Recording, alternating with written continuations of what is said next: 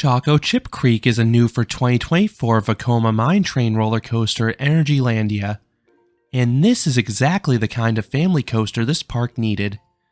This park previously had no shortage of family coasters, but they all offered brief ride experiences. Choco Chip Creek offers an extremely long ride duration and a solid overall layout. In this review, I will share everything you need to know about this ride. Choco Chip Creek was actually built back in 2021. I even saw a test during my visit to the park that year. It was originally supposed to open in 2022 as part of the all-new Sweet Valley area, but the land was postponed 2 years until 2024. As the name suggests, the whole area is themed to sweets and treats, so Choco Chip Creek fits right in. The coaster is themed to a chocolate chip cookie mine. You enter through an oversized cookie, and the coaster wraps around a few others along the route. These are quite striking to see, and they give the ride a much different aesthetic than other mine train coasters that usually take place around Western theming, Rocky Mountains, or a wooded setting. Now unfortunately, despite this ride's 2-year delay, not all of the theming has been completed. The final part passes through a large metal structure. I imagine this will be finished in advance of the 2025 season. This would not be the first time that Energylandia added additional theming to an attraction after its inaugural year. They did the exact same thing with Abyssus.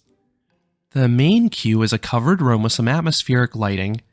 There also is a vending machine where you can purchase items from Fluff, the ride's sponsor. When I heard that name, I assumed it would be some type of snack like marshmallow fluff. That would tie in perfectly with the land. But Fluff is actually a makeup company.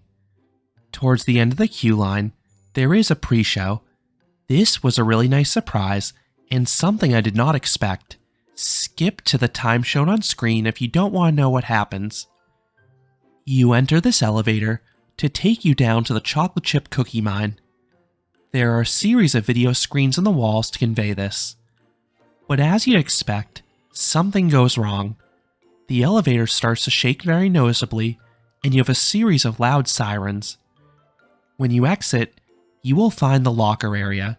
Nothing can be stored on the ride platform, so this is where you place any bags or loose articles. This system is used on any major coaster at this park. It is odd to see paid lockers at a European theme park, but they are quite affordable. An all-day transferable locker costs roughly $3 US, which is a much more reasonable rate than what most parks in the United States would charge for the same thing. You then have a turnstile counter admitting you into the station area. This lets just enough people onto the load platform to fill the next train. Seating is on a first-come basis. If there is a specific seat you want to be at the front of the turnstile when it resets. If you enter towards the end, you will have to take whatever seats are left, and there's even a chance your party could be split across multiple rows. So it may be worthwhile waiting an extra cycle. From what I saw, the park is no problem if you linger back and let people pass you. I ultimately had a slight preference for the back car, but the seat didn't matter too much with this ride, if you cannot get back there. This coaster has an extremely high theoretical capacity. Each train is comprised of a lead locomotive seating 2 guests, and 5 additional cars with 3 rows of 2, so each train holds a maximum of 32 guests. Then this coaster has 3 trains. I have no doubt this park will run multiple trains on busier days, but the park only had 1 in use for my visit. But that was fine because I visited on a very quiet day, and this coaster was just a 1-cycle wait. There is a fast pass available for a fee on days when needed though. Riders are restrained by individual U-shaped lap bars. The padding is bulky but comfortable, and like many rides at this park, the staff checks the restraints quickly to send you on your way. Once dispatched, the train's whistle goes off and you pass through some steam. You then turn right towards the first of 3 lift hills. The ride's max height is 54 feet or 16.5 meters. I believe that is achieved in the 3rd lift hill, but the first 2 are nearly as tall. Once at the top, there's a small dip that does not do too much. Then you twist downwards and to the right. This drop offers some light laterals and builds up decent speed. You then have a gradual uphill ascent. This does not offer any airtime, and on that note, this coaster as a whole does not offer anything in the negative G department. You then have a downward spiral that offers some light forces.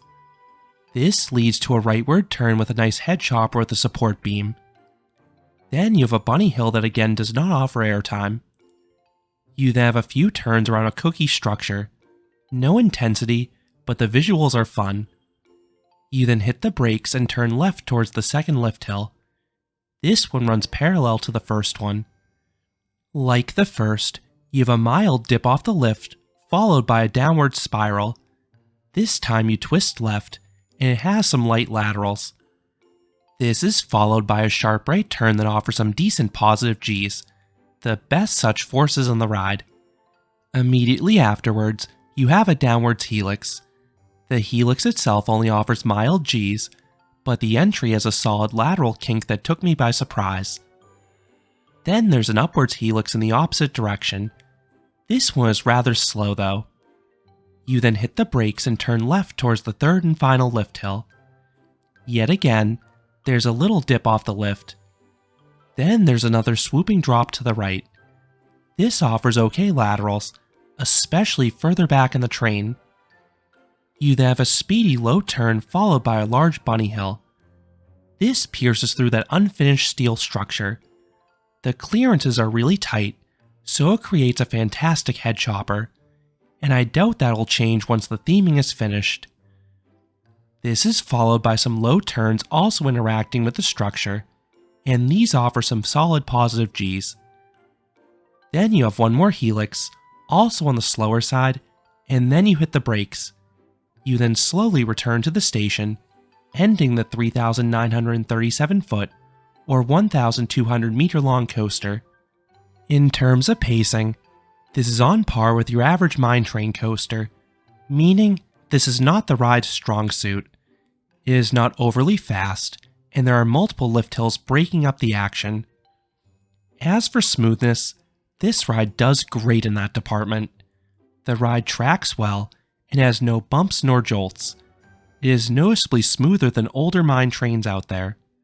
So what would I rate Choco Chip Creek? I would give this coaster a 6 out of 10. This is a decent coaster. It is a long ride with some nice bits of theming, especially once that last part is completed. Then the layout is long and smooth. It's not too intense, and I do wish it maybe had a bit of airtime, but this is the perfect fit for this park. It became the park's longest and arguably best family coaster upon opening. Compared to other mine trains, I place this towards the middle of the pack. I prefer the wilder ones out there, but I definitely would take this over the shorter and rougher ones. So those are my thoughts on Choco Chip Creek at Energylandia. What are your thoughts on this coaster? Do you agree it was a perfect fit for this Polish park? Let me know down in the comments. If you enjoyed this review, I would appreciate it if you gave this video a like, and you consider subscribing, because there'll be a lot more roller coaster amusement park videos here at Canopy Coaster.